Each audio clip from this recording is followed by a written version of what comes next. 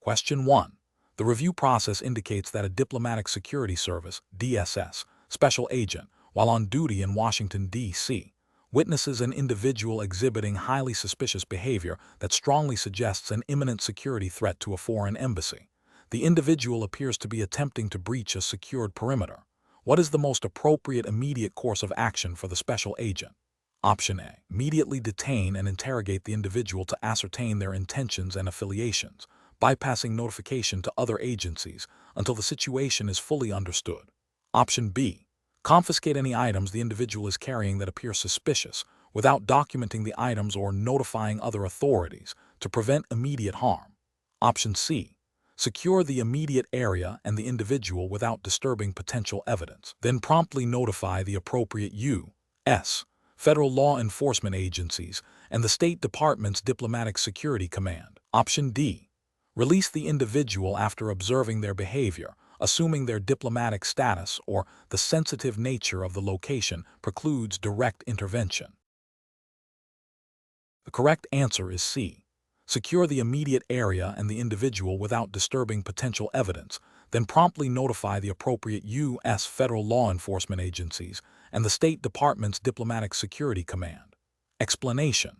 The review process indicates a critical juncture in a diplomatic security service, DSS, special agent's operational duties within the United States. This scenario is professionally challenging because it requires the agent to balance immediate security concerns with established legal protocols and the preservation of evidence, all while operating under the authority granted by U.S. federal law. A failure to adhere to proper procedures could compromise an investigation, violate an individual's rights, or lead to the inadmissibility of crucial evidence in court. Careful judgment is required to navigate the complexities of law enforcement action within a sensitive diplomatic context. The best approach involves securing the immediate area and the individual without disturbing potential evidence, then promptly notifying the appropriate U.S. federal law enforcement agencies and the State Department's Diplomatic Security Command. This is correct because it aligns with the established protocols for handling incidents involving individuals with diplomatic immunity or in sensitive diplomatic environments within the United States. Specifically, U.S. federal law, such as Title 18 of the U.S. Code, outlines the authority of DSS agents and the procedures for handling criminal matters.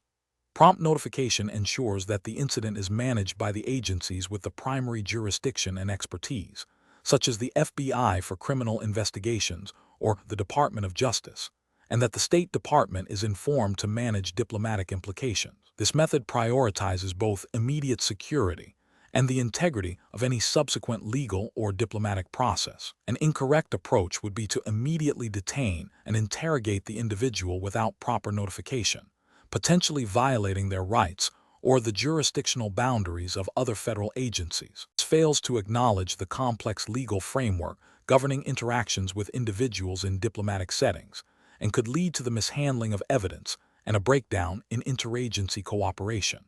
Another incorrect approach would be to release the individual without any documentation or notification, assuming their diplomatic status absolves them of responsibility. This is a failure to uphold the agent's duty to report and investigate potential security threats or criminal activity, regardless of the individual's status, and neglects the potential need for follow-up by appropriate authorities. A further incorrect approach would be to confiscate personal belongings as evidence without following proper chain of custody procedures or notifying the relevant authorities. This risks compromising the integrity of any potential evidence and violates established U.S. legal standards for evidence handling. The professional reasoning framework for such situations involves a tiered approach. First, ensure immediate safety and security. Second, assess the situation and gather preliminary information. Third, consult established protocols and legal guidelines. Fourth, notify the appropriate authorities and stakeholders. And fifth, act in accordance with legal and procedural mandates. This systematic process ensures that all relevant factors are considered and that actions taken are both effective and legally sound. Question 2. Performance analysis shows that a diplomatic security service, DSS, special agent operating in Ottawa, Canada, has received credible intelligence suggesting a potential security threat originating from an individual residing within the city. The agent needs to gather more information about this individual's activities and intentions, considering the jurisdictional boundaries and diplomatic protocols applicable in Canada. Which of the following actions represents the most appropriate and legally sound approach for the DSS special agent? Option A. Directly approach the individual at their residence to conduct an informal interview and gather information, assuming the agent's authority extends to such actions in foreign territory. Option B. Formally contact the appropriate Canadian law enforcement or intelligence agencies to request assistance and information sharing, adhering to established mutual legal assistance treaties and diplomatic protocols. Option C. Rely exclusively on open-source intelligence and informal contacts within the local community to piece together the individual's background and potential threat level. Option D. Immediately initiate surveillance operations on the individual without informing or coordinating with Canadian authorities to avoid tipping off the subject. The correct answer is B.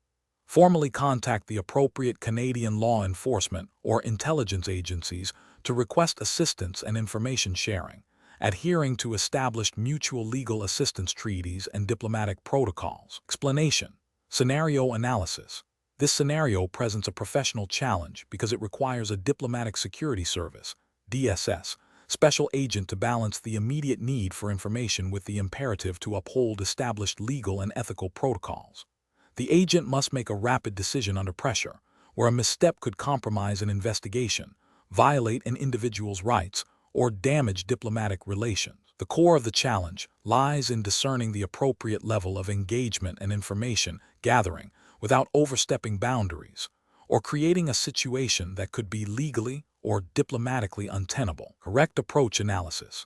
The best professional practice involves a measured approach that prioritizes obtaining necessary information through authorized channels, while respecting the sovereignty and legal framework of the host nation, Canada.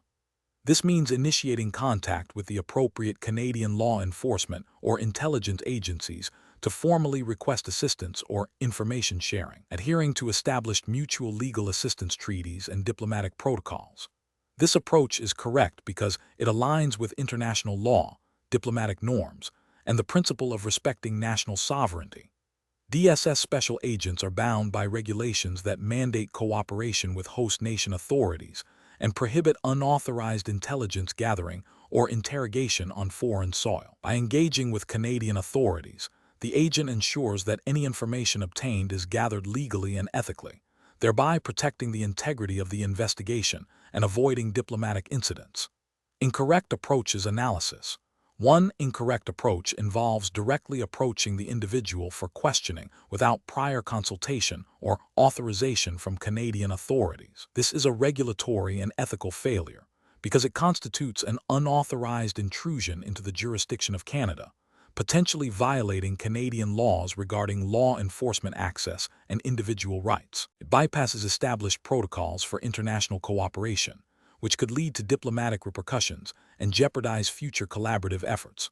Another incorrect approach is to rely solely on publicly available information or informal contacts without verifying its accuracy or legality. While public information can be a starting point, it is often incomplete, unverified, or obtained through means that may not be admissible in legal proceedings. Relying on such information without proper vetting and without engaging official channels is a failure to conduct a thorough and legally sound investigation, and it risks basing critical decisions on unreliable data. A further incorrect approach is to delay action indefinitely due to uncertainty about the correct protocol. While caution is important, an indefinite delay can allow a threat to materialize or evidence to disappear, thereby undermining the DSS's mission. This inaction, stemming from a lack of decisive judgment within established parameters, represents a failure to act responsibly and effectively when faced with a potential security concern. Professional reasoning. Professionals in this situation should employ a decision-making framework that emphasizes situational awareness, adherence to protocol, and risk assessment. The framework involves 1. Identifying the objective and the immediate threat or information gap. 2. Consulting relevant DSS directives, international agreements, and host nation laws. 3. Assessing the risks associated with different courses of action, including legal, diplomatic, and operational risks. 4. Prioritizing authorized and ethical methods for information gathering and intervention. 5. documenting all actions and decisions meticulously. This systematic approach ensures that actions are both effective and compliant, safeguarding the agent, the mission, and international relations. Question 3. The control framework reveals a diplomatic security service, DSS, special agent stationed at the U.S. Embassy in London, United Kingdom, observes an individual loitering near a restricted access area, exhibiting unusual behavior consistent with potential surveillance. The agent has received no prior intelligence regarding specific threats to the embassy. What is the most appropriate course of action for the special agent under these circumstances, adhering strictly to United States federal law and DSS operational guidelines? Option A. Alert the United Kingdom's Metropolitan Police immediately, providing all details and await their instructions on how to proceed. Option B. Discreetly observe the individual, maintain a safe distance. Initiate immediate communication with the DSS Regional Security Officer, RSO, and the Ambassador's Office, and prepare to document all observations and actions for a formal report. Option C. Immediately detain the individual for questioning, citing suspicion of espionage, and request local law enforcement assistance without further consultation. Option D. Ignore the individual's behavior as there is no definitive proof of a crime, and continue with routine patrol duties. The correct answer is B. Discreetly observe the individual, maintain a safe distance, initiate immediate communication with the DSS Regional Security Officer, RSO, and the Ambassador's Office, and prepare to document all observations and actions for a formal report. Explanation. The control framework reveals the critical importance of adhering to established protocols and legal mandates when operating within a sensitive security environment. This scenario is professionally challenging because it involves a potential breach of established security protocols, requiring immediate and decisive action without compromising ongoing operations or the integrity of an investigation. The need for swift, accurate, and legally sound decision-making is paramount. The best approach involves a multifaceted response that prioritizes immediate threat mitigation, while ensuring all actions are documented and compliant with Diplomatic Security Service, DSS, regulations, and relevant United States federal law. This includes initiating immediate but controlled containment of the situation, notifying the appropriate chain of command and relevant agencies, such as the FBI, if the nature of the threat warrants it, as per DSS operational guidelines, and meticulously documenting all observations and actions taken. This ensures accountability, preserves evidence, and allows for a coordinated response that respects jurisdictional boundaries and legal requirements. The justification lies in the DSS's mandate to protect U.S. diplomatic missions and personnel, which necessitates a proactive yet legally compliant security posture. An incorrect approach would be to ignore the suspicious activity due to a lack of immediate, definitive proof of a crime. This failure to act on credible indicators of potential compromise violates the DSS's proactive security mandate and could lead to a significant security breach, with severe diplomatic and national security consequences. Ethically, it represents a dereliction of duty. Another incorrect approach would be to confront the individual directly and aggressively without proper authorization or backup, potentially escalating the situation and jeopardizing the safety of personnel and the mission. This bypasses established DSS procedures for handling suspicious individuals and could lead to legal repercussions for the agent and compromise any potential intelligence gathering. A further incorrect approach would be to immediately alert the host nation's security forces without consulting DSS protocols or the U.S. ambassador. While interagency cooperation is vital, bypassing the established chain of command and diplomatic protocols can create international incidents and undermine U.S. sovereignty and security interests. Professionals should employ a decision-making framework that begins with threat assessment, followed by an evaluation of available resources and established protocols. This involves considering the immediate risks, potential consequences of inaction, and the legal and ethical boundaries of their authority. The framework should emphasize clear communication, meticulous documentation, and adherence to the chain of command, ensuring that all actions are justifiable and aligned with the overarching mission of protecting U.S. interests abroad. Question 4. Investigation of a credible report indicating a foreign national working within the U.S. Embassy in Ottawa, Canada, may be acting as an agent for a hostile intelligence service. What is the most appropriate initial course of action for a diplomatic security service, DSS, Special Agent on Assignment in Canada. Option A. Commence independent surveillance and information gathering within Ottawa, utilizing DSS resources to gather preliminary evidence before alerting any other agencies. Option B. Directly approach the suspected individual for questioning, leveraging diplomatic credentials to gain immediate access and information. Option C. Immediately notify the U.S. Ambassador and the Department of State and initiate formal consultation with the U.S. Department of Justice and the Royal Canadian Mounted Police (RCMP) to establish a joint investigative framework. Option D. Share the intelligence report with a trusted contact within the Canadian Security Intelligence Service (CSIS) for their independent assessment and action. The correct answer is C. Immediately notify the U.S. Ambassador and the Department of State and initiate formal consultation with the U.S. Department of Justice and the Royal Canadian Mounted Police (RCMP) to establish a joint investigative framework.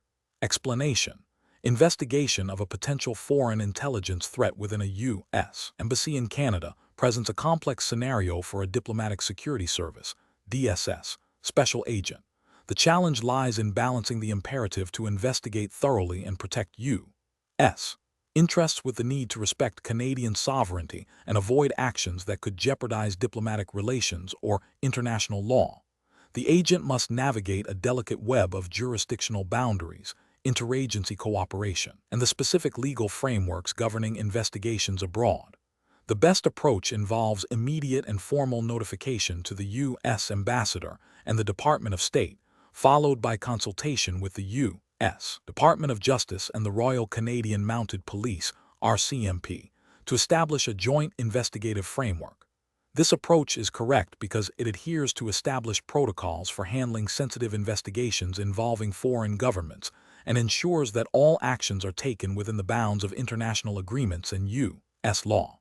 Specifically, the U.S. Foreign Affairs Manual, 3 FAM 2310, outlines the procedures for reporting and managing threats to diplomatic missions and personnel, emphasizing the need for interagency and host nation coordination.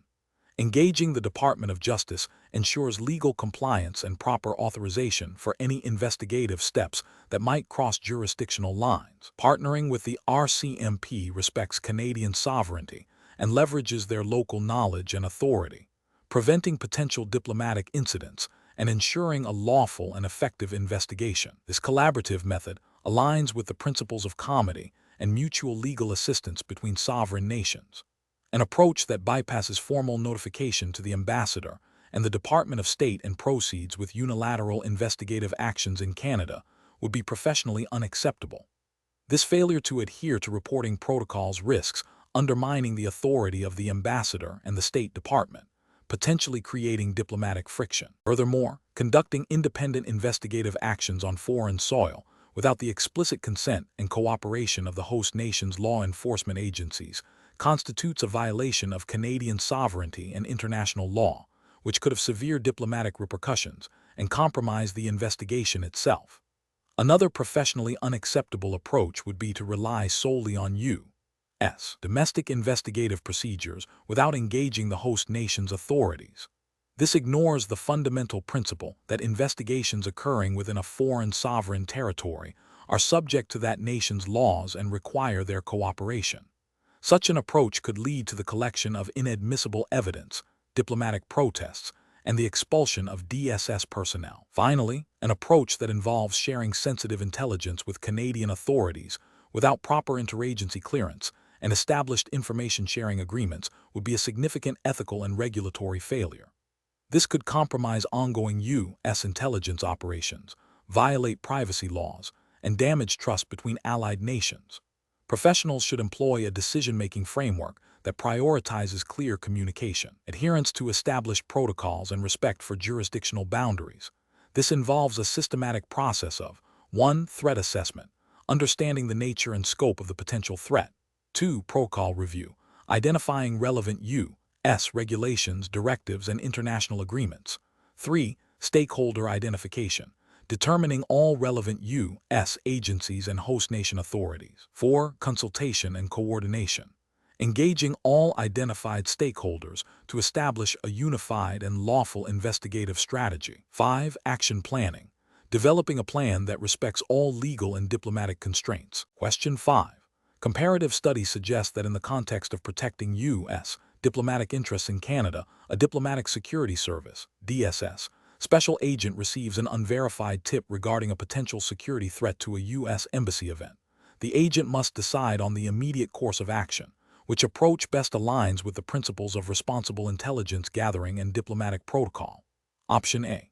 Initiate discreet, low-profile surveillance to gather corroborating evidence, while simultaneously alerting relevant embassy security personnel and initiating a formal intelligence assessment protocol. Option B. Proceed with a full-scale, overt investigation based solely on the unverified tip, assuming the information is accurate and requires immediate, broad action. Option C. Disseminate the unverified tip to all embassy staff to ensure maximum awareness of the potential threat, regardless of its veracity. Option D. Immediately confront the source of the tip to extract more details, potentially revealing the nature of the investigation and compromising future intelligence efforts. The correct answer is A. Initiate discreet, low-profile surveillance to gather corroborating evidence while simultaneously alerting relevant embassy security personnel and initiating a formal intelligence assessment protocol. Explanation. The scenario presents a professional challenge rooted in the inherent tension between operational security and the need for timely, accurate intelligence gathering, particularly when dealing with sensitive diplomatic missions. A DSS special agent must exercise careful judgment to balance the immediate need for information with the potential risks associated with its collection and dissemination, all while adhering to strict legal and ethical guidelines governing their conduct and the protection of classified information. The best professional practice involves a systematic, risk-based approach to information gathering and dissemination. This entails thoroughly assessing the reliability and necessity of the intelligence, considering the potential impact of its collection on diplomatic relations and operational security, and ensuring all actions strictly comply with Department of State regulations and federal law regarding the handling of classified information. This approach prioritizes the integrity of the mission, the safety of personnel, and the preservation of diplomatic trust. Failing to conduct a thorough risk assessment before initiating intelligence gathering activities is a significant ethical and regulatory failure. This could lead to unintended diplomatic repercussions, compromise ongoing operations, or violate privacy laws. Similarly, prioritizing speed over accuracy and thoroughness in intelligence analysis without proper verification risks disseminating misinformation, which can have severe consequences for national security and foreign policy. Disregarding established protocols for handling classified information, such as unauthorized disclosure or improper storage, constitutes a direct violation of federal law and Department of State regulations, jeopardizing both the agent's career and national security. Professionals should employ a decision-making framework that begins with a clear understanding of the objective. This is followed by identifying all potential courses of action, assessing the risks and benefits of each in light of applicable regulations and ethical principles, consulting with supervisors or legal counsel when necessary, and finally, selecting and executing the course of action that best upholds legal obligations, ethical standards, and mission objectives. Continuous evaluation of the chosen course of action is also crucial. Question 6. The investigation demonstrates that a diplomatic security service, DSS, special agent stationed at a U.S. embassy in Europe has received a seemingly innocuous but unusual communication from a foreign national who has previously shown interest in sensitive embassy operations. The communication contains veiled inquiries about security protocols and personnel movements, which the agent suspects could be an attempt at intelligence gathering by a foreign entity. Considering the U.S. federal regulatory framework governing federal law enforcement and national security investigations, what is the most appropriate immediate course of action for the special agent? Option A. Share the communication with trusted colleagues within the embassy's security detail to gauge their opinion on its significance before taking any formal action. Option B. Attempt to engage the foreign national in further conversation to elicit more specific details about their intentions and the nature of their inquiries, while documenting all interactions. Option C. Disregard the communication as a potential misunderstanding or a non-credible inquiry, given the agent's limited direct authority to investigate foreign nationals outside of U.S. soil without specific authorization. Option D. Immediately report the communication and all relevant details to their DSS supervisor and initiate contact with the FBI's Counterintelligence Division through established interagency liaison channels. The correct answer is D.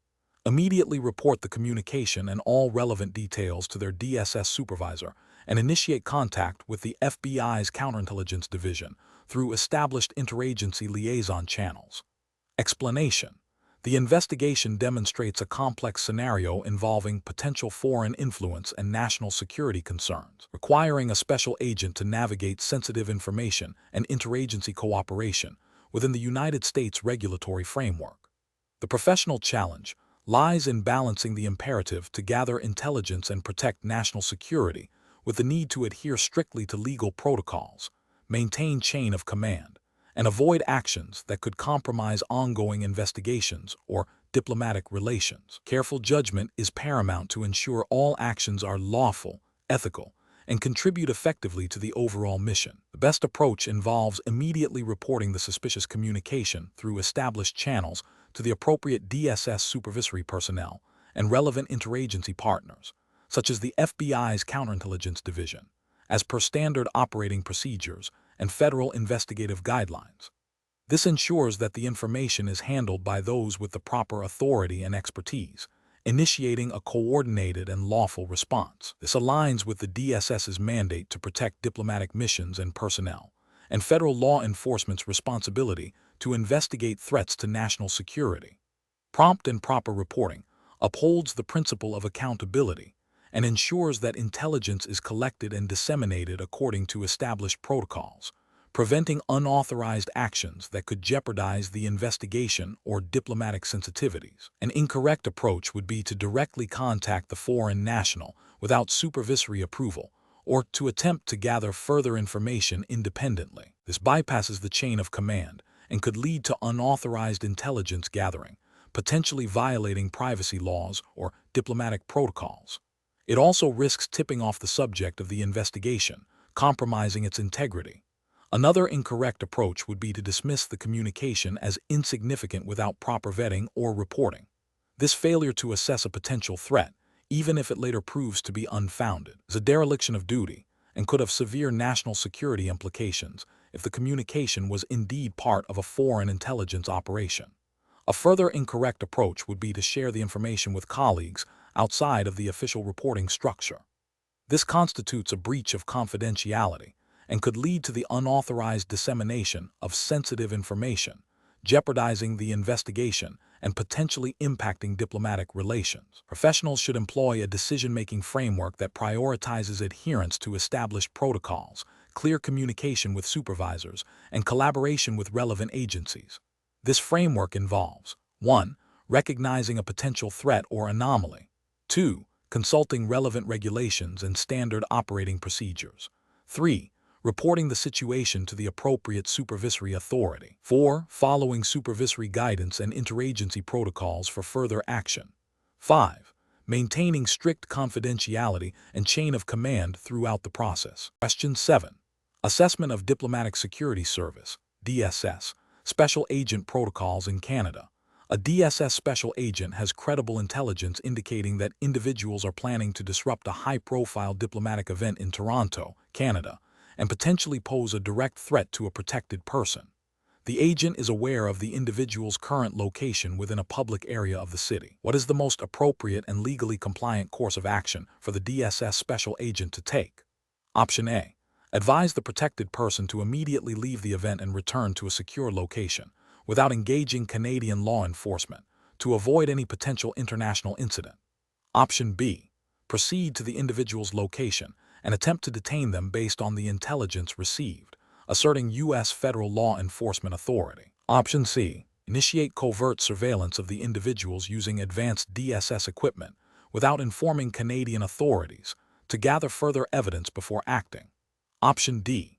Immediately contact the Royal Canadian Mounted Police (RCMP) or the relevant local Canadian law enforcement agency to report the threat and request their assistance in investigating and addressing the individuals. The correct answer is D. Immediately contact the Royal Canadian Mounted Police (RCMP) or the relevant local Canadian law enforcement agency to report the threat and request their assistance in investigating and addressing the individuals. Explanation. Scenario analysis. This scenario presents a professional challenge for a diplomatic security service (DSS) special agent operating in Canada. The core difficulty lies in balancing the imperative of protecting a protected person with the legal and jurisdictional boundaries of a foreign sovereign nation. Agents must understand that their authority is derived from their status in specific agreements, not inherent extraterritorial police powers. Misinterpreting or overstepping these boundaries can lead to diplomatic incidents, legal entanglements for the agent and the U.S. government, and compromise the safety of the protected person by creating an unstable operational environment. Careful judgment is required to ensure actions are both effective and legally sound within the host nation's framework. Correct approach analysis. The best professional practice involves immediate and direct liaison with the Royal Canadian Mounted Police (RCMP) or the appropriate Canadian law enforcement agency responsible for the area. This approach is correct because it acknowledges and respects Canadian sovereignty and its legal jurisdiction. DSS special agents operate under specific agreements and protocols when abroad, which mandate cooperation with host nation authorities. Engaging the RCMP ensures that any necessary law enforcement actions, such as apprehension or investigation, are conducted within the legal framework of Canada, thereby avoiding jurisdictional conflicts and potential diplomatic repercussions. This collaborative approach leverages the expertise and authority of local law enforcement, while ensuring the protected person's security is maintained through official channels. Incorrect approaches analysis.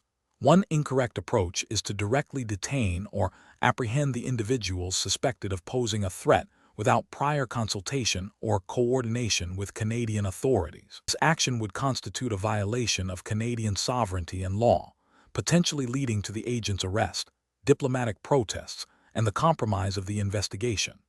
Another incorrect approach is to rely solely on the agent's perceived authority as a U.S. federal law enforcement officer to conduct investigative actions or searches within Canadian territory. This ignores the fact that U.S. law enforcement authority does not extend into Canada without explicit agreements and the consent of Canadian authorities. Finally, attempting to circumvent Canadian law enforcement by using covert surveillance methods that could be interpreted as intrusive or illegal under Canadian law without proper authorization is also professionally unacceptable and carries significant risks. Professional reasoning. Professionals facing such situations should employ a decision-making framework that prioritizes legal compliance, interagency cooperation, and the protection of the principal. This involves 1. Identifying the immediate threat and assessing its severity. 2. Recognizing the jurisdictional limitations of their role in a foreign country. 3. Initiating immediate contact with the designated host nation law enforcement liaison, in this case, the RCMP. 4. Clearly communicating the nature of the threat and requesting specific assistance or authorization for actions. 5. Operating strictly within the parameters agreed upon with host nation authorities, ensuring all actions are legally sanctioned and documented. This systematic approach ensures operational effectiveness while upholding international law and diplomatic protocols. Question 8. Cost-benefit analysis shows that gathering intelligence on potential threats to U.S. national security within Canada is paramount. A diplomatic security service, DSS special agent operating in Toronto, has identified a potential source of information that could be obtained through direct, covert observation of a Canadian citizen's communications and movements, which would likely yield critical intelligence, but would also involve actions that may contravene Canadian privacy and surveillance laws. Considering the operational environment and the need to maintain positive diplomatic relations, what is the most appropriate course of action for the DSS special agent? Option A. Utilize technical means to intercept communications without direct physical surveillance, assuming that such methods are less likely to be detected and therefore pose a lower risk of diplomatic incident. Option B. Document all overt observations and publicly available information, and then formally request assistance from Canadian law enforcement through established diplomatic channels for any further investigative actions requiring intrusive measures, ensuring all actions are compliant with Canadian law. Option C. Discreetly approach Canadian individuals who may have indirect knowledge of the target's activities and solicit information without revealing the full scope or purpose of the investigation, hoping to avoid direct contravention of laws. Option D. Proceed with covert observation of the Canadian citizens' communications and movements, believing that the imperative of national security overrides foreign privacy laws in this instance. The correct answer is B. Document all overt observations and publicly available information, and then formally request assistance from Canadian law enforcement through established diplomatic channels for any further investigative actions requiring intrusive measures, ensuring all actions are compliant with Canadian law. Explanation. Scenario analysis. This scenario presents a professional challenge for a diplomatic security service, DSS, special agent operating in Canada. The agent must balance the critical need for intelligence gathering to protect U.S. interests with the imperative to adhere strictly to Canadian legal frameworks and diplomatic protocols. Misinterpreting or disregarding Canadian law, even with the intent of fulfilling DSS duties, can lead to severe diplomatic repercussions, compromise ongoing investigations, and damage international relations. The agent's judgment is crucial in navigating the complexities of extraterritorial law enforcement and respecting the sovereignty of the host nation. Correct approach analysis. The best professional approach involves the agent meticulously documenting all observations and intelligence gathered, without engaging in any actions that could be construed as violating Canadian law or infringing upon the privacy rights of individuals under Canadian jurisdiction. This approach prioritizes lawful intelligence collection by relying on overt methods and information available through public channels or authorized diplomatic liaison. The agent must then report all findings through established DSS channels, recommending that any further investigative steps requiring intrusive measures be conducted by Canadian law enforcement authorities in accordance with Canadian law and through formal mutual legal assistance treaties or agreements. This aligns with the principles of international law, respect for national sovereignty, and the ethical obligations of law enforcement operating abroad, ensuring that all actions are legally sound and diplomatically appropriate within the Canadian context. Incorrect approaches analysis. One incorrect approach involves the agent directly engaging in surveillance activities that, while potentially yielding valuable intelligence, would violate Canadian privacy laws and telecommunications regulations. Such actions, even if conducted with the intent of protecting U.S. national security, would constitute an unauthorized intrusion into Canadian affairs, potentially leading to diplomatic protests, the expulsion of the agent, and the compromise of the intelligence gathered due to its illegal origin. Another incorrect approach is for the agent to bypass official channels and directly solicit information from Canadian citizens or entities in a manner that could be perceived as coercive or that circumvents Canadian data protection laws. This could expose individuals to legal risks under Canadian law and damage the reputation of the DSS and the U.S. government. A further incorrect approach is to assume that DSS authority extends to conducting covert operations within Canada without the explicit consent and cooperation of Canadian authorities. This misunderstands the territorial limits of law enforcement jurisdiction and the necessity of respecting the legal sovereignty of host nations. Such an assumption could lead to significant diplomatic fallout and legal entanglements. Professional reasoning. Professionals in this situation should employ a decision-making framework that prioritizes legal compliance and diplomatic integrity. This involves 1. Understanding the legal boundaries of their authority in the host country. 2. Prioritizing overt and lawful intelligence gathering methods. 3. Recognizing when cooperation with host nation law enforcement is necessary and initiating appropriate liaison procedures. 4. Documenting all actions and findings meticulously. 5. Consulting with legal counsel and diplomatic superiors when in doubt about the legality or appropriateness of an action. 6. Always acting in a manner that upholds the reputation and interests of their agency and nation, while respecting the sovereignty of the host country. Question 9. Regulatory review indicates that a diplomatic security service, DSS, special agent, while off-duty and in a personal capacity within the United States, observes an individual they recognize as a foreign diplomat engaging in what appears to be unauthorized surveillance of a U.S. government facility. The agent has no immediate orders or specific intelligence related to this diplomat or facility. What is the most appropriate course of action for the DSS special agent? Option A. Approach the diplomat directly to question their activities and ascertain their intentions, identifying themselves as a DSS special agent. Option B. Discreetly attempt to gather more information by observing the diplomat for an extended period and potentially using personal communication devices to document the activity. Option C. Immediately report the observed activity through official DSS channels, detailing the diplomat's actions, the facility, and the agent's observations, without direct engagement. Option D. Assume the diplomat's actions are part of official duties or a misunderstanding and take no further action, as the agent is off duty. Correct answer is C. Immediately report the observed activity through official DSS channels, detailing the diplomat's actions, the facility, and the agent's observations, without direct engagement.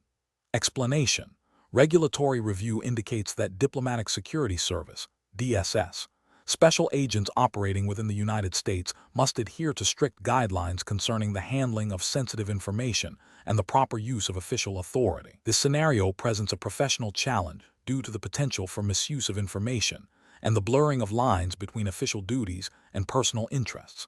Careful judgment is required to maintain the integrity of DSS operations and public trust. The best approach involves a direct and transparent reporting of the observed activity to the appropriate internal channels within the DSS. This aligns with the core principles of accountability and adherence to established protocols for investigating potential security breaches or misconduct. Specifically, DSS agents are bound by directives that mandate reporting any observed irregularities or potential violations of law or policy to their supervisors or designated investigative units. This ensures that allegations are handled through official, authorized procedures, preserving evidence and maintaining the chain of command. This method upholds the DSS's commitment to rigorous internal oversight and the impartial investigation of all credible concerns. An approach that involves informal inquiries or seeking information through unofficial channels is professionally unacceptable.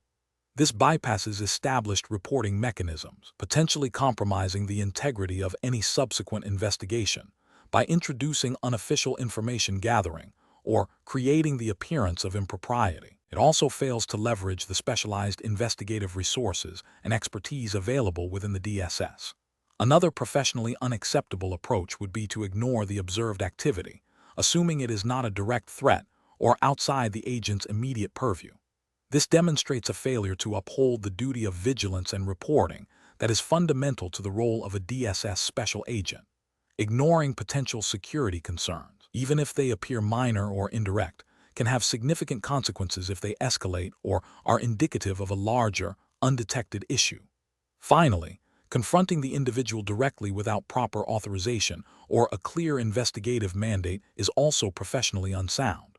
While appearing proactive, this action could interfere with ongoing official investigations, jeopardize the safety of the agent or others, and violate established procedures for handling sensitive situations. It also risks misinterpreting the situation and taking inappropriate action. Professionals should employ a decision-making framework that prioritizes adherence to established protocols, clear communication through authorized channels, and a commitment to maintaining the integrity of investigations and operations. This involves assessing the situation against existing regulations and policies, consulting with supervisors when necessary, and acting only within the scope of their authorized duties and responsibilities. Question 10. Consider a scenario where a Diplomatic Security Service, DSS, special agent is preparing a budget for a 6-month overseas operation in France. The estimated costs in USD are personnel support $150,000, equipment procurement $75,000, local transportation $30,000, and accommodation $45,000. The current exchange rate is €1 equals 1.08 USD. The agent anticipates potential fluctuations in the exchange rate and unforeseen logistical challenges. If the agent decides to allocate a 10% contingency fund for unexpected expenses and uses the current exchange rate for all conversions, What would be the total budget required in euro for the operation? Option A, approximately 288,000 euro. Option B, approximately 305,556 euro. Option C, approximately 250,000 euro. Option D, approximately 277,778 euro. The correct answer is D, approximately 277,778 euro. Explanation: scenario analysis. This scenario presents a professional challenge for a diplomatic security service, DSS, special agent due to the critical need to accurately assess and manage financial resources for an upcoming overseas operation. Miscalculations can lead to operational deficiencies, security risks, and potential diplomatic repercussion. The agent must demonstrate not only proficiency in financial management, but also adherence to DSS and Department of State regulations regarding the expenditure and accounting of funds. The complexity arises from the need to account for fluctuating exchange rates and potential unforeseen costs, requiring a robust and adaptable budgeting approach. Correct approach analysis. The best professional practice involves a detailed, multi-stage budgeting process that accounts for all known and potential costs, including a contingency fund for unforeseen circumstances, and utilizes current exchange rates for all foreign currency expenditures. This approach aligns with DSS and Department of State financial regulations that mandate prudent fiscal management, accurate forecasting, and the establishment of reserves for operational security and effectiveness. Specifically, it reflects the principles of accountability and responsible stewardship of government funds, ensuring that the mission can be accomplished without financial shortfalls or overspending. The inclusion of a contingency fund directly addresses the inherent uncertainties of overseas operations, a requirement often implicitly or explicitly found in financial directives. Incorrect approach is analysis. One incorrect approach is to simply sum the estimated costs in USD and convert the total to the local currency using a single, potentially outdated, exchange rate. This fails to account for the variability of exchange rates during the period of the operation, which could lead to a significant shortfall or surplus. It also neglects the potential for different vendors to offer varying rates, or for specific transactions to incur additional fees. This demonstrates a lack of due diligence and adherence to the principle of accurate financial forecasting. Another incorrect approach is to allocate funds solely based on the initial estimates without incorporating any buffer for unexpected expenses. This ignores the reality of overseas operations where unforeseen security needs, logistical challenges, or changes in local conditions can necessitate additional expenditures. Such an approach risks operational compromise if funds are exhausted prematurely and violates the spirit of responsible financial planning that anticipates potential risks. A third incorrect approach is to use an average exchange rate from the past year without considering the current market conditions or projected future fluctuations. While historical data can inform projections, relying solely on past averages is a speculative and potentially inaccurate method for immediate operational budgeting. This demonstrates a failure to apply current, relevant financial data, which is essential for accurate resource allocation and compliance with financial accountability standards. Professional reasoning. Professionals in this situation should employ a systematic budgeting process. This begins with a thorough breakdown of all anticipated expenses, categorized by type, personnel, equipment, logistics, etc. For each foreign currency expenditure, current exchange rates should be obtained from reliable financial sources. A contingency fund, typically a percentage of the total estimated budget, e.g., 10-15%, should be established to cover unforeseen costs. Regular review and potential adjustment of the budget based on evolving circumstances and updated exchange rates are also crucial. This structured approach ensures financial preparedness, operational integrity, and compliance with all applicable regulations. Question 11. Upon reviewing the security requirements for an upcoming visit by a U.S. Secretary to a foreign capital in the province of Ontario, Canada, a diplomatic security service, DSS special agent is tasked with developing the Protective Details operational plan. The agent has received preliminary threat information suggesting a moderate risk of disruptive protest activity near the Secretary's scheduled public appearances. Considering the jurisdictional nuances and the need for effective security, which of the following approaches best aligns with professional DSS operational standards and interagency cooperation in Canada? Option A. Initiate immediate, direct communication with the Ontario Provincial Police liaison to share threat assessments, discuss potential protest locations and timings, and collaboratively develop integrated security protocols that leverage both DSS and OPP resources. Option B. Rely exclusively on the intelligence provided by the Canadian Security Intelligence Service, CSIS, regarding potential threats and delegate all on-the-ground security responsibilities to the local police services without independent DSS assessment or contribution to the plan. Option C. Implement a comprehensive, self-contained security perimeter around all venues and routes, assuming full operational control and limiting interaction with local law enforcement to only essential notifications of planned movements. Option D.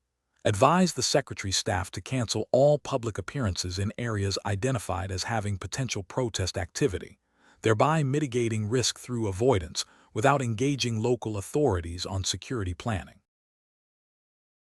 The correct answer is A. Initiate immediate, direct communication with the Ontario Provincial Police liaison to share threat assessments, discuss potential protest locations and timings, and collaboratively develop integrated security protocols that leverage both DSS and OPP resources. Explanation. Scenario analysis. This scenario presents a professional challenge for a diplomatic security service, DSS, special agent due to the inherent tension between maintaining diplomatic protocol and ensuring the security of a protected person in a foreign jurisdiction. The agent must navigate the complexities of international relations, local law enforcement cooperation, and the specific security needs of the principal, all while operating under the authority and limitations of their role. Misjudgments can lead to diplomatic incidents, compromised security, or even endangerment of the principal. Careful judgment is required to balance these competing demands effectively. Correct approach analysis. The best professional practice involves a proactive and collaborative approach that prioritizes the principal's security while respecting the sovereignty and operational procedures of the host nation's law enforcement. This means establishing clear communication channels with the local police liaison early in the planning phase, sharing threat intelligence, and jointly developing a security plan that integrates DSS capabilities with local resources. This approach is correct because it aligns with the fundamental principles of diplomatic security, which emphasize cooperation and mutual respect between nations. DSS special agents are authorized to protect U.S. persons and interests abroad, but this authority is best exercised through collaboration, not unilateral action, especially when it involves local law enforcement responsibilities. The Vienna Convention on Diplomatic Relations, while not directly dictating operational security protocols, underpins the need for cooperation and non-interference in the internal affairs of the receiving state, which extends to security matters. Incorrect approaches analysis.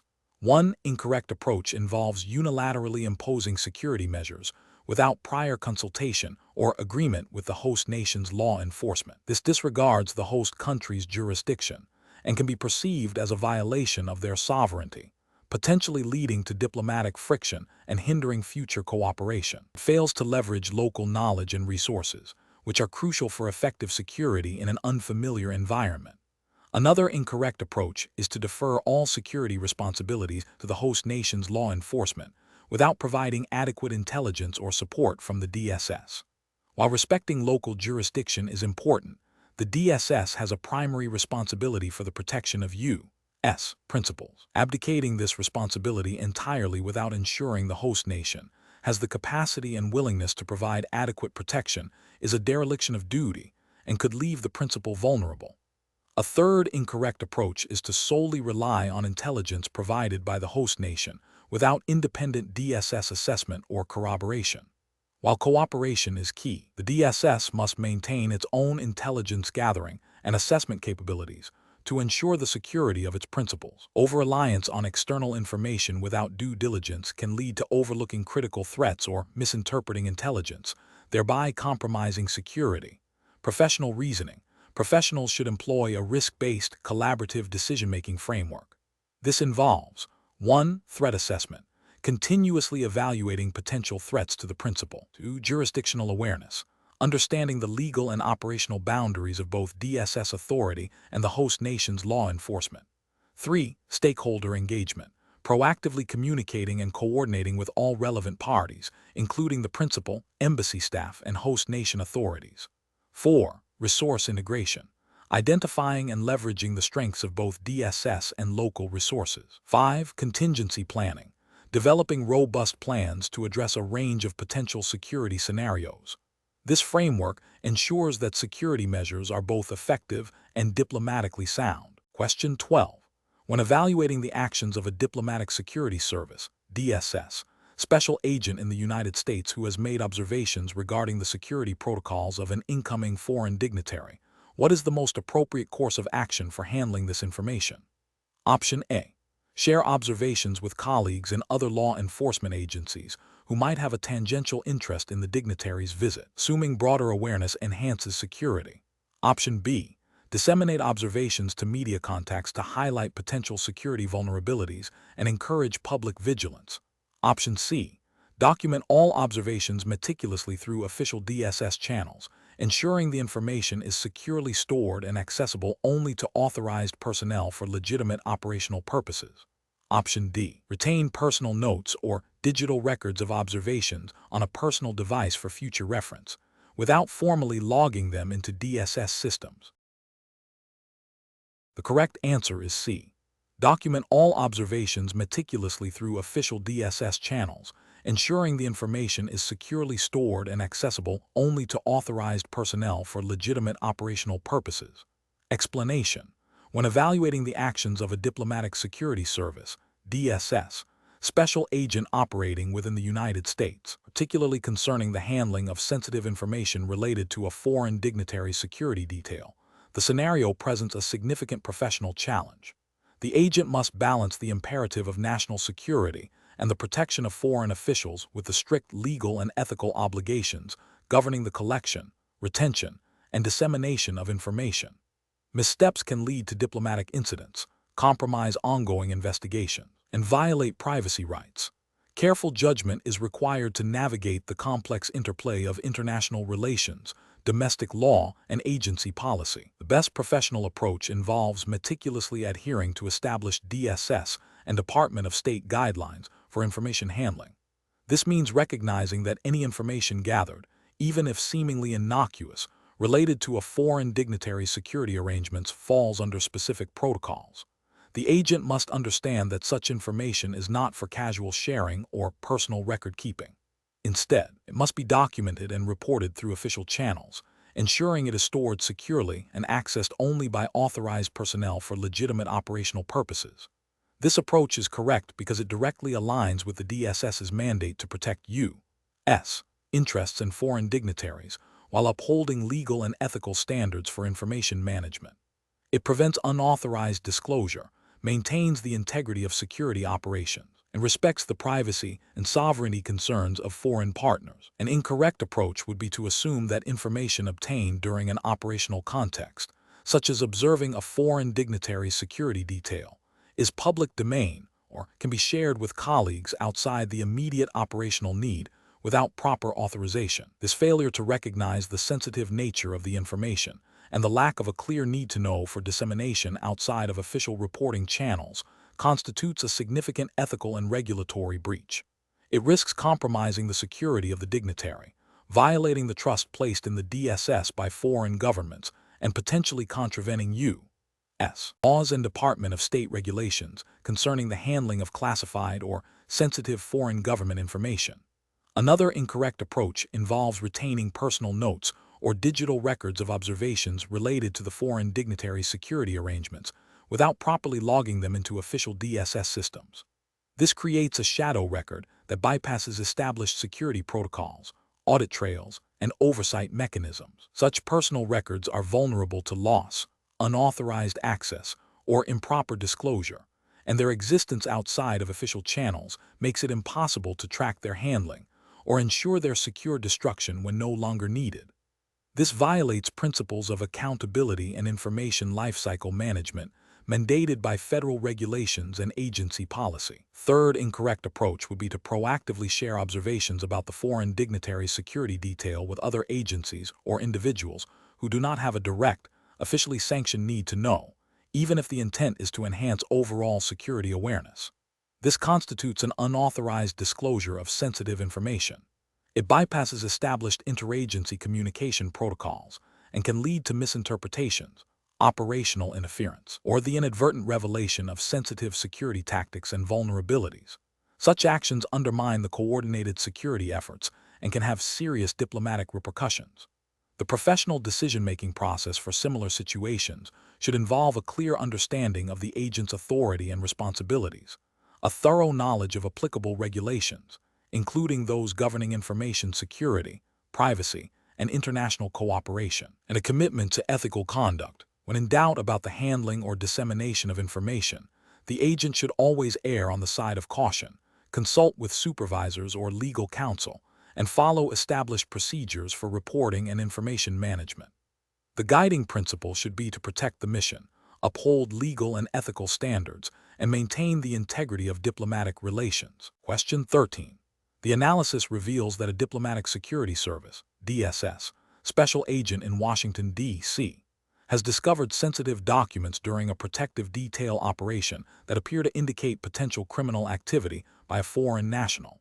Considering the established legal framework for federal law enforcement in the United States, which course of action best upholds investigative integrity and jurisdictional protocols? Option A. Destroy the documents immediately to prevent any potential compromise of ongoing security operations. Option B. Immediately notify the relevant federal agency with primary investigative jurisdiction over the suspected criminal activity and cooperate fully with their investigation, ensuring proper chain of custody for any discovered evidence. Option C. Seize and retain the sensitive documents for internal DSS review to determine their significance before contacting other agencies. Option D. Share the contents of the documents with a trusted foreign intelligence partner for their assessment. Correct answer is B. Immediately notify the relevant federal agency with primary investigative jurisdiction over the suspected criminal activity and cooperate fully with their investigation, ensuring proper chain of custody for any discovered evidence. Explanation. The analysis reveals a scenario demanding careful judgment due to the inherent tension between protecting sensitive diplomatic personnel and adhering to the strict legal framework governing evidence collection and interagency cooperation within the United States. The Diplomatic Security Service, DSS, special agent must navigate the complexities of jurisdictional boundaries, the chain of custody, and the potential for compromising an ongoing investigation or violating the rights of individuals involved. The challenge lies in balancing immediate security needs with long-term legal integrity. The best professional practice involves a measured, legally compliant approach that prioritizes evidence integrity and interagency collaboration. This means immediately notifying the appropriate federal law enforcement agency with primary jurisdiction over the suspected criminal activity and cooperating fully with their investigation. This approach is correct because it respects the established legal protocols for handling evidence and criminal investigations within the United States. It ensures that any evidence collected is admissible in court, upholds the principle of jurisdictional authority, and fosters the necessary interagency cooperation essential for effective law enforcement and national security. This aligns with federal law enforcement guidelines that emphasize proper evidence handling and jurisdictional respect to prevent the compromise of investigations and ensure due process. An incorrect approach would be to directly seize and retain the sensitive documents without immediate notification and coordination with the primary investigating agency. This failure would violate federal regulations concerning evidence handling and chain of custody, potentially rendering the evidence inadmissible and jeopardizing the investigation. It also demonstrates a disregard for the jurisdictional authority of other federal agencies, which can lead to interagency friction and hinder future cooperation. Another incorrect approach would be to destroy or dispose of the documents, even if they appear to be of a sensitive nature, without proper legal authorization or consultation. This action would constitute obstruction of justice and a severe ethical breach, undermining the principles of accountability and lawful investigation. It bypasses established legal procedures for evidence management and disposal, leading to severe professional and legal repercussions. A further incorrect approach would be to share the contents of the documents with unauthorized personnel or agencies without proper clearance and legal justification. This would constitute a breach of confidentiality and potentially violate national security protocols. Depending on the nature of the documents, it demonstrates a lack of understanding of information security protocols and the legal ramifications of unauthorized disclosure. Professionals should employ a decision-making framework that prioritizes legal compliance, jurisdictional respect, and evidence integrity. This involves 1. Identifying the nature of the situation and potential legal implications. 2. Consulting relevant regulations and agency policies. 3. Immediately notifying and coordinating with the appropriate jurisdictional authority. 4. Documenting all actions taken meticulously. 5. Seeking legal counsel when in doubt. This systematic approach ensures that actions are lawful, ethical, and contribute to the overall effectiveness of law enforcement efforts. Question 14. Operational review demonstrates that a DSS special agent, while investigating a credible threat against a U.S. embassy in Ottawa, Canada, has identified a Canadian national suspected of being involved in the plot, who is currently residing in Toronto. The agent has gathered intelligence suggesting this individual may be planning to travel to the United States imminently. What is the most appropriate course of action for the special agent to take under these circumstances, adhering strictly to the principles of international law and interagency cooperation? Option A. Immediately notify the Royal Canadian Mounted Police, RCMP, of the intelligence regarding the Canadian national and the potential threat, requesting their assistance and coordination for any necessary investigative steps or interdiction within Canada.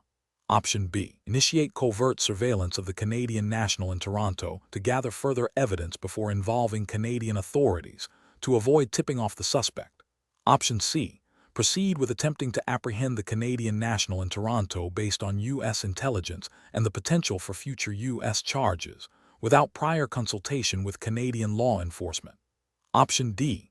Contact the U.S. Department of State to request that they formally lodge a diplomatic inquiry with the Canadian government regarding the individual, and await their instructions before taking any action. The correct answer is A. Immediately notify the Royal Canadian Mounted Police, RCMP, of the intelligence regarding the Canadian national and the potential threat, requesting their assistance and coordination for any necessary investigative steps or interdiction within Canada. Explanation. Operational review demonstrates that Diplomatic Security Service, DSS, special agents operating in Canada face complex jurisdictional challenges when investigating potential threats to U.S. diplomatic personnel and facilities. The scenario is professionally challenging because it requires agents to navigate the distinct legal frameworks of two sovereign nations, balancing U.S. national security interests with respect for Canadian sovereignty and law enforcement authority. Missteps can lead to diplomatic incidents, compromised investigations, and potential legal repercussions for the agents themselves. Careful judgment is required to ensure all actions are lawful, ethical, and effective. The best approach involves immediate and transparent communication with Canadian law enforcement authorities. This means informing the Royal Canadian Mounted Police, RCMP, or the relevant provincial police service about the suspected threat, the nature of the investigation, and the need for potential interdiction or information gathering within Canadian territory. This approach is correct because it adheres to the principles of international law and comity, respecting Canadian jurisdiction.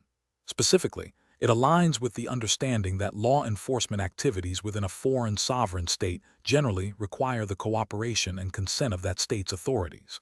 By engaging Canadian law enforcement early, DSS agents ensure that any actions taken are coordinated, lawful under Canadian law, and supported by the host nation's legal framework, thereby avoiding potential violations of Canadian sovereignty or international protocols. An incorrect approach would be to proceed with surveillance or intelligence gathering on U.S. diplomatic personnel within Canada without notifying or coordinating with Canadian authorities, based solely on the premise of protecting U.S. interests. This fails to acknowledge Canadian jurisdiction and could be construed as an infringement on their sovereignty, potentially leading to diplomatic protests and legal challenges. Another incorrect approach would be to attempt to apprehend a suspect within Canada based on U.S. arrest warrants without prior consultation and agreement with Canadian law enforcement. This would violate Canadian law regarding arrests and extradition, creating a significant diplomatic and legal crisis. A further incorrect approach would be to rely solely on diplomatic channels to request information or action from Canadian authorities after the fact, rather than proactively engaging them at the outset of the investigation. This reactive stance can delay critical actions, create mistrust, and undermine the effectiveness of the investigation by not leveraging the immediate resources and legal authority of Canadian law enforcement. Professionals should employ a decision-making framework that prioritizes understanding and respecting the jurisdictional boundaries of the host nation. This involves proactive engagement with host nation law enforcement, clear communication of intent and findings, and a commitment to operating within the legal and ethical parameters established by both U.S. policy and international agreements. When in doubt, seeking guidance from DSS legal counsel and the U.S. Department of State is paramount. Question 15. Implementation of diplomatic security protocols in Ontario, Canada, requires special agents to respond to a reported disturbance at a foreign consulate. The incident involves a non-diplomatic staff member of the consulate allegedly engaging in disruptive behavior on public property adjacent to the consulate grounds. What is the most appropriate course of action for the Diplomatic Security Service, DSS, special agent on scene? Option A. Observe the situation from a distance and only intervene if the disturbance escalates to a direct threat against the consulate or its personnel, deferring any interaction with the individual or local authorities. Option B. Attempt to de-escalate the situation by directly confronting and questioning the individual about their behavior, without informing or involving local Ontario law enforcement. Option C. Immediately contact the relevant Ontario Provincial Police, OP, detachment or local municipal police service to inform them of the situation and request their assistance in managing the disturbance and addressing the individual. Option D. Proceed to detain the individual directly, citing their disruptive behavior as a threat to diplomatic security, and handle the situation independently without involving local law enforcement. The correct answer is C. Immediately contact the relevant Ontario Provincial Police, OP, detachment or local municipal police service to inform them of the situation and request their assistance in managing the disturbance and addressing the individual. Explanation. Implementation of diplomatic security protocols in Ontario, Canada, presents unique challenges due to the intersection of federal diplomatic immunity laws and provincial law enforcement jurisdiction. Special agents must navigate situations where their authority, derived from federal statutes, may be perceived as conflicting with the established powers of the Ontario Provincial Police OP or local municipal police services. Maintaining effective interagency cooperation while upholding the inviolability of diplomatic missions and personnel is paramount. The best approach involves immediate, clear, and respectful communication with the relevant local law enforcement agency in Ontario. This approach prioritizes de-escalation and information sharing, ensuring that the incident is handled efficiently and in accordance with all applicable laws, both federal and provincial. By establishing a collaborative dialogue, special agents can leverage the expertise of local police while ensuring that diplomatic privileges and immunities are not inadvertently compromised. This aligns with the principles of interagency cooperation and the Vienna Convention on Diplomatic Relations, which, while granting immunities, does not preclude cooperation with host nation authorities in specific circumstances. An incorrect approach would be to assume unilateral authority and proceed with an investigation or apprehension without notifying or consulting local Ontario law enforcement. This failure to engage with provincial authorities risks violating jurisdictional boundaries, potentially leading to interagency friction and legal challenges. It also overlooks the practical benefits of local knowledge and resources that the OPP or municipal police possess. Another incorrect approach is to delay notification to local authorities, hoping the situation resolves itself or can be handled solely by DSS. This can lead to a loss of critical evidence, compromise the integrity of an investigation, and create a perception of disrespect for provincial jurisdiction, undermining future cooperative efforts. A further incorrect approach is to overstep the bounds of diplomatic security mandates by attempting to exercise law enforcement powers that are not granted to DSS agents under Canadian law, even within a diplomatic context. This could involve actions that are solely within the purview of the OPP or municipal police, such as making arrests for non-diplomatic security-related offenses without proper authorization or coordination. Professionals should employ a decision-making framework that begins with assessing the immediate threat and the nature of the incident. This assessment should then trigger a protocol for immediate notification and consultation with the appropriate local law enforcement agency in Ontario. The framework emphasizes collaborative problem-solving, respecting jurisdictional lines, and ensuring that all actions taken are legally sound and ethically defensible, prioritizing the safety of diplomatic personnel and facilities, while upholding the rule of law in Ontario. Question 16.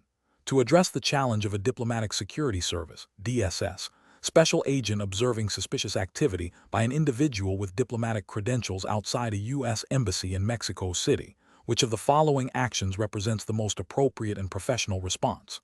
Option A. Disregard the activity, assuming it is not a threat to U.S. diplomatic interests or personnel. Option B. Directly approach the individual to question them about their activities and attempt to gather information independently. Option C. Immediately report the observed suspicious activity to the U.S. Embassy's Regional Security Officer, RSO, and the Department of State's Diplomatic Security Command Center. Option D. Contact the local Mexican law enforcement agency to report the suspicious behavior without informing the RSO or the Department of State. The correct answer is C.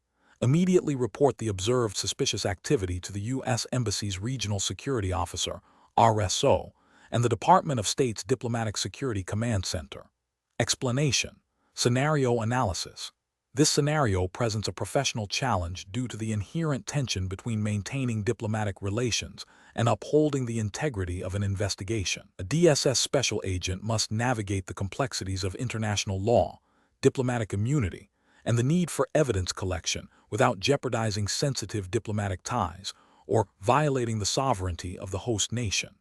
The agent's actions have significant geopolitical implications, requiring a nuanced understanding of protocol and legal boundaries. Correct approach analysis.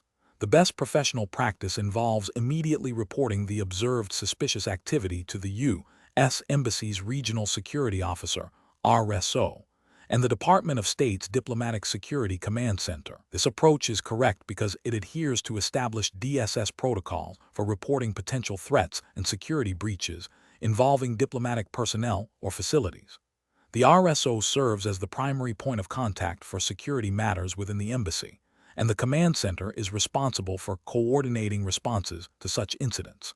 This ensures that the information is handled through the appropriate channels, allowing for a coordinated and authorized response that respects international agreements and the host nation's jurisdiction, while also initiating the necessary internal DSS procedures for assessment and action. Incorrect approaches analysis. One incorrect approach is to directly confront the individual and attempt to gather information independently. This is professionally unacceptable because it bypasses established reporting chains of command, potentially escalates the situation without proper authorization or support, and could violate the host nation's laws or diplomatic protocols. It also risks compromising the investigation by alerting the subject prematurely. Another incorrect approach is to ignore the activity, assuming it is unrelated to official duties or not a significant threat. This is professionally unacceptable as it represents a failure to uphold the DSS's mandate to protect U.S. diplomatic interests and personnel. Ignoring potential threats, even if seemingly minor, can have serious consequences and demonstrates a lack of due diligence and adherence to security awareness principles. A third incorrect approach is to immediately contact local law enforcement in the host country without consulting the RSO or the Department of State. This is professionally unacceptable because it can create diplomatic friction, potentially violate agreements regarding the handling of incidents involving diplomatic personnel or facilities, and may not be the most effective way to gather information or address the situation given the complexities of diplomatic immunity and international cooperation. The RSO and the Department of State are equipped to liaise with host nation authorities through established diplomatic channels. Professional reasoning. Professionals in this situation should employ a decision-making framework that prioritizes adherence to established protocols and chains of command.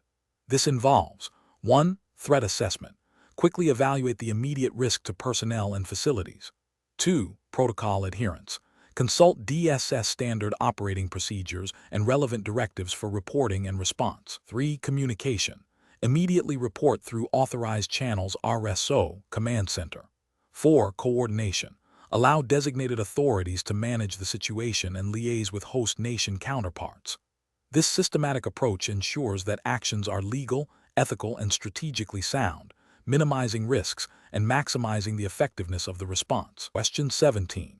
Examination of the data shows that a diplomatic security service, DSS, special agent operating in Toronto, Canada, has discovered a situation where a foreign national, suspected of espionage against the United States, has left a laptop containing potentially classified information unattended in a hotel room.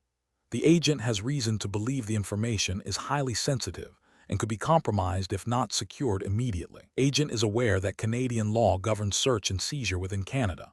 What is the most appropriate course of action for the DSS special agent? Option A. Secure the immediate vicinity of the hotel room to prevent unauthorized access to the room and immediately contact the Royal Canadian Mounted Police, RCMP, to inform them of the situation and request their assistance in conducting a lawful search and seizure of the laptop and its contents.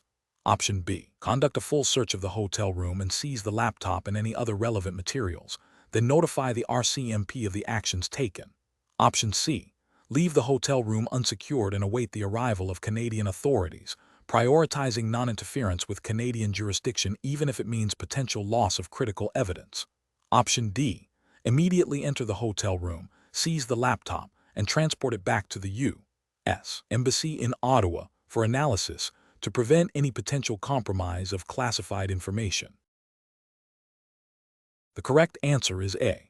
Secure the immediate vicinity of the hotel room to prevent unauthorized access to the room and immediately contact the Royal Canadian Mounted Police, RCMP, to inform them of the situation and request their assistance in conducting a lawful search and seizure of the laptop and its contents. Explanation.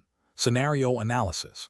This scenario presents a professional challenge for a diplomatic security service, DSS, special agent operating in Canada. The agent must balance the immediate need to secure sensitive information from potential compromise with the imperative to adhere strictly to Canadian legal frameworks regarding evidence handling and search protocols. Failure to do so could result in the inadmissibility of crucial evidence, jeopardize an ongoing investigation, and lead to diplomatic repercussions. The agent's judgment must be informed by an understanding of both DSS operational mandates and the sovereignty of the host nation's laws. Correct approach analysis. The best professional practice involves immediately securing the physical location and any immediately apparent sensitive materials, while simultaneously initiating contact with the appropriate Canadian law enforcement authorities to inform them of the situation and request their assistance in a lawful search and seizure. This approach is correct because it respects Canadian sovereignty and legal procedures. DSS special agents are authorized to protect U.S. government interests and personnel, which includes securing sensitive information. However, when operating abroad, especially within a sovereign nation like Canada, all actions involving search, seizure, and evidence collection must be conducted in accordance with the laws of that host country to ensure admissibility and avoid legal entanglements. Engaging Canadian authorities ensures that any subsequent actions taken to collect evidence are legally sound and will be recognized by Canadian courts. This aligns with the principle of comity and the need for intergovernmental cooperation in security matters. Incorrect approach is analysis.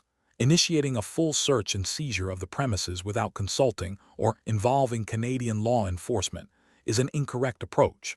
This action would constitute a violation of Canadian territorial integrity and laws governing search and seizure, potentially leading to the evidence being deemed inadmissible in any subsequent legal proceedings, both in Canada and potentially in the United States. Also risks creating a significant diplomatic incident.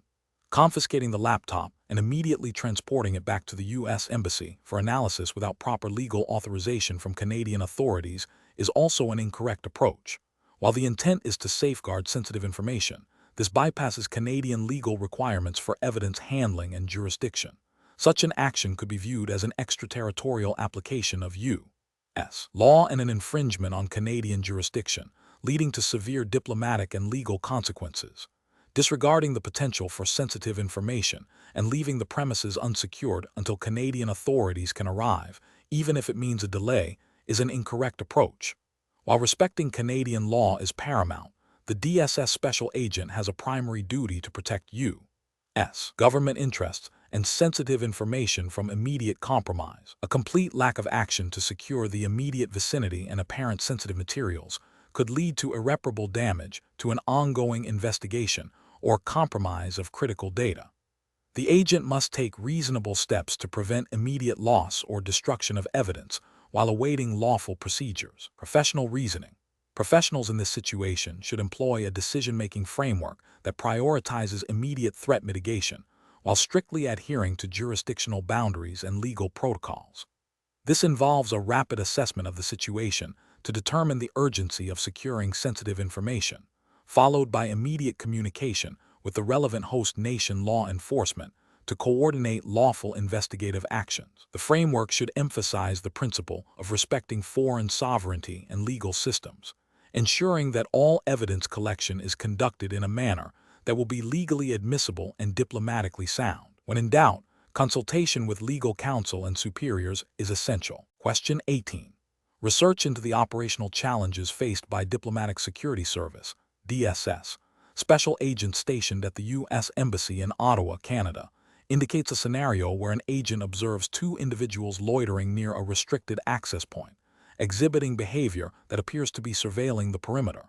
The agent has received no prior intelligence regarding specific threats to the mission. What is the most appropriate immediate course of action for the DSS special agent? Option A. Directly contact the Royal Canadian Mounted Police (RCMP) to report the suspicious individuals and request their immediate intervention. Option B. Initiate a discreet internal lockdown of the immediate area, notify the ambassador and the regional security officer (RSO) of the suspicious activity, and await further instructions while continuing to monitor the individuals. Option C. Disregard the activity as likely benign, assuming the individuals are simply lost or waiting for someone. Option D. Immediately approach the individuals to question their presence and intentions, identifying yourself as a DSS special agent. The correct answer is B. Initiate a discreet internal lockdown of the immediate area, notify the ambassador and the regional security officer (RSO) of the suspicious activity, and await further instructions while continuing to monitor the individuals. Explanation.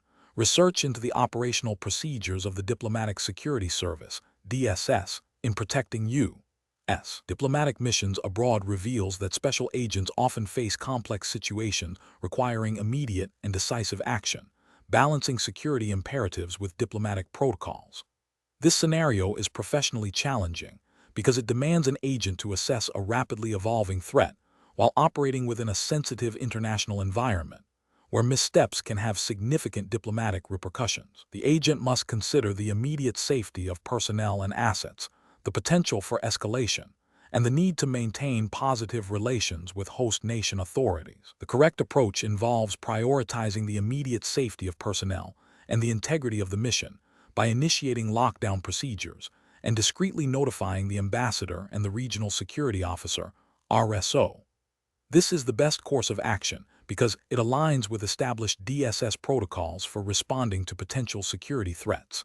These protocols emphasize a layered defense, starting with containment and internal assessment before engaging external parties, thereby minimizing the risk of premature or unnecessary diplomatic incidents.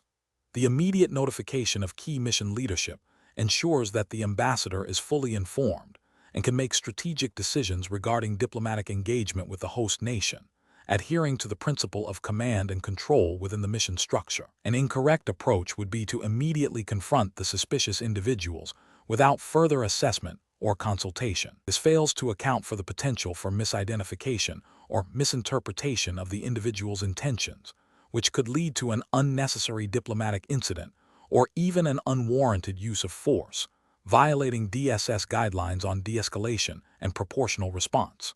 Another incorrect approach would be to ignore the suspicious activity, believing it to be a minor issue. This demonstrates a critical failure in risk assessment and adherence to the DSS mandate of proactive threat mitigation, potentially exposing the mission to significant danger. Finally, an approach that involves immediately alerting host nation law enforcement without internal assessment or notification of mission leadership is also flawed. This bypasses established internal reporting channels and could lead to a premature and potentially uncoordinated response from host nation authorities, undermining the mission's control over its own security and potentially creating diplomatic friction. Professionals in similar situations should employ a decision-making framework that begins with threat assessment and risk evaluation, followed by adherence to established protocols for containment and reporting. This framework emphasizes gathering information, consulting with relevant authorities, both internal and, when appropriate, external, and acting in a manner that is both effective in mitigating threats and consistent with diplomatic sensitivities and legal obligations. Question 19. While investigating a credible threat against a U.S. embassy in Canada, a diplomatic security service, DSS, special agent requires access to specific intelligence held by another federal agency. This intelligence is crucial for assessing the scope of the threat and identifying potential perpetrators. The agent is aware that direct, informal requests for such sensitive data are discouraged due to strict interagency information sharing protocols designed to protect classified information and ongoing operations. Which approach would be most appropriate for the DSS special agent to obtain the necessary intelligence? Option A. Advise the requesting U.S. embassy that the information cannot be provided due to security concerns, and proceed with the investigation using only available DSS resources. Option B. Share the intelligence with the requesting agency immediately upon receiving it, assuming their need is legitimate given the threat. Option C. Contact a trusted point of contact within the other federal agency informally to request the information, emphasizing the urgency of the threat. Option D. Submit a formal, written request through established interagency channels, clearly outlining the intelligence required, the justification for the request, and the intended use, adhering to all DSS directives and federal regulations for information sharing. The correct answer is D. Submit a formal written request through established interagency channels, clearly outlining the intelligence required, the justification for the request, and the intended use, adhering to all DSS directives and federal regulations for information sharing. Explanation. This scenario presents a professional challenge due to the inherent tension between maintaining operational security and fulfilling a legitimate investigative need. The special agent must balance the imperative to protect sensitive information and personnel with the requirement to gather intelligence that could prevent future threats. Careful judgment is required to avoid compromising either objective. The best approach involves a structured, authorized process for information sharing that prioritizes security protocols. This means formally requesting the necessary information through established channels, which would involve submitting a written request detailing the specific intelligence needed, the justification for the request, and the intended use of the information. This process ensures that the sharing of sensitive data is documented, vetted, and approved by appropriate authorities within the Diplomatic Security Service, DSS, or relevant interagency partners, adhering to DSS directives and federal regulations concerning the handling of classified and sensitive information. This method upholds the principle of need to know and ensures that information is only disseminated to those with a legitimate requirement and the proper security clearances. An incorrect approach would be to bypass official channels and attempt to obtain the information through informal means or by leveraging personal relationships. This could lead to unauthorized disclosure of sensitive information, potentially compromising ongoing investigations, jeopardizing personnel safety, or violating federal statutes and DSS regulations governing information security and access. Such actions undermine the integrity of the investigative process and expose the agent and the DSS to significant risk. Another incorrect approach would be to refuse to seek the information altogether, citing operational security concerns without exploring authorized avenues for access. While security is paramount, an investigative mandate requires proactive intelligence gathering. Failing to pursue legitimate investigative leads due to an unwillingness to engage with established information sharing protocols, even if they require formal requests, can hinder the DSS's ability to fulfill its mission of protecting U.S. diplomatic missions and personnel abroad. Finally, an incorrect approach would be to share the information with the requesting agency without proper authorization or vetting. This constitutes a breach of security protocol and could have severe consequences, including compromising the source of the information, endangering individuals, or violating the trust placed in the DSS to safeguard sensitive data. The professional reasoning process for such situations involves a clear understanding of DSS directives, federal regulations on information sharing and classification, and ethical obligations. Agents should always prioritize authorized procedures, document all requests and disclosures, and consult with supervisors or legal counsel when in doubt about the proper course of action. The decision-making framework should be rooted in risk assessment, adherence to established protocols, and a commitment to both operational security and investigative effectiveness. Question 20. Quality control measures reveal that a diplomatic security service, DSS, special agent in the United States must evaluate the cost-effectiveness of two proposed protective measures for principal operating in a moderate-risk environment. Measure involves enhanced electronic surveillance with an estimated annual implementation cost of $150,000. The estimated frequency of a significant threat incident that this measure would mitigate is 0.2 times per year, and its estimated effectiveness in preventing or mitigating such an incident is 80%. Measure B involves increasing on-site personnel with an estimated annual implementation cost of $200,000. The estimated frequency of the same significant threat incident is 0.2 times per year, and its estimated effectiveness is 90%. Calculate the projected cost per threat incident mitigated for each measure and determine which measure represents the more cost-effective approach. Option A. Measure A has a projected cost per threat incident mitigated of $187,500, and Measure B has a projected cost per threat incident mitigated of $222,222. 22. Measure B is the more cost-effective approach. Option B. Measure A has a projected cost per threat incident mitigated of $150,000, and Measure B has a projected cost per threat incident mitigated of $200,000. Measure A is the more cost-effective approach. Option C. Measure A has a projected cost per threat incident mitigated of $937,500, and Measure B has a projected cost per threat incident mitigated of $111,111.